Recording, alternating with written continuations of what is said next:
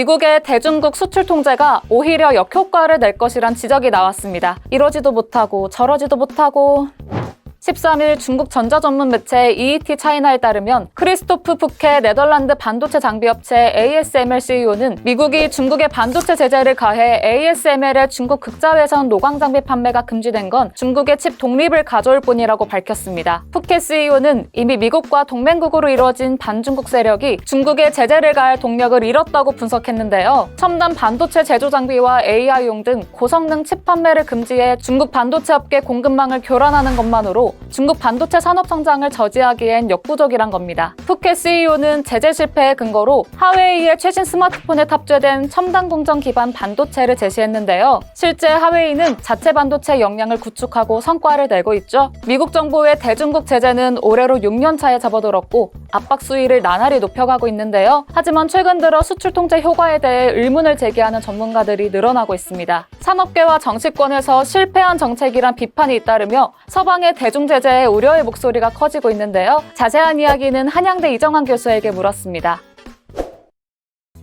반도체는 AI의 중심이죠. 반도체의 성능에 따라서 AI 성능이 달라지는 이런 상황들이 발생하게 된다라고 보시면 될 것 같습니다. 미국, 중국 간의 기술 패권 경쟁이 본격화되고 결국은 이제 국가 안보에 대한 경쟁들이 같이 엮이게 되면서 미국의 중국에 대한 반도체 산업 억제하려는 노력들이 많이 진행되고 있습니다. 아까 말씀드린 AI적 요인도 있지만 이런 반도체 기술들이 결국 군사 안보용으로 쓰인다는 큰 전제하에서 또 이런 좋은 반도체로 만든 AI 기술들이 미래의 중국 군사 무기, 흔히 말하는 이중 용도 기술이라고 표현을 하는데 미국의 어떤 기술들이 중국을 흘러가서 중국의 군사 산업을 발전시킨다면 안 된다는 이런 큰 전자에서 많은 제약들이 있다라고 한번 보시면 될 것 같습니다. 특히나 이제 바이든 행정부에서 내놓은 것은 이런 반도체 기술하고 양자 컴퓨팅 같은 컴퓨팅 이런 기술을 중점으로 제약을 하겠다라고 보고 있고요. 결국은 이런 컴퓨팅 기술과 반도체 기술이 결합이 되면은 혁신적인 기술 패권 경쟁도 있지만 군사 무기 경쟁이 있어서 중국을 도와주는 꼴이다라고 이야기를 하고 있기 때문에 격전이 벌어지고 있다라고 보시면 될 것 같습니다. 그리고 이제 또 중요한 것은 미국이 역의 조건을 걸었죠. 그러니까 미국의 기술로 만든 어떤 것이 중국으로 흘러가는 것을 막겠다라는 그런 조항들을 걸어가지고 흔히 말해서 미국 내에서 중국으로 연한 수출 통제도 있지만 역의 수출 통제를 걸어가지고 미국이 아니더라도 사실 ASML은 네덜란드 기업인데 이 네덜란드 기업에 대해서도 중국에 수출하는 것을 막게끔 하는 구조를 만들었다라고 보시면 될 것 같습니다. 특히나 이제 EUV 노광기 같은 경우에는 한 해 몇 대 만들 수 없는 이런 기계라고 알려져 있거든요. 이런 것들이 수출이 더디게 되고 미국이나 이제 우방국으로만 공급이 된다라고 하면은 아무래도 이제 미중 반도체 격차에 더 벌릴 수 있는 것이 아니냐라는 그런 이야기가 나오고 있습니다. 중국 역시 이제 반도체를 포기할 수는 없고요. 이제 9세대 반도체를 어떻게 효율적으로 사용할 것이냐, 그리고 이런 노광 장비 같은 것들을 쫓아가느냐 이런 이슈가 국가 안보적 이슈로 등장하다 보니까 중국 역시 이제 반도체 국을 통해서 많이 발전시키려고 하고 있다. 그럼에도 불구하고 아직까지는 미국이 앞서고 있는 양상이다라고 크게 보시면 될 것 같고 EUV 노광기 만드는 기술의 특성이라든지 역의 수출 금지 조건들이 작동을 하면서 미국이 좀 앞서가는 양상이 아니냐 이렇게는 이해하실 수 있을 것 같습니다.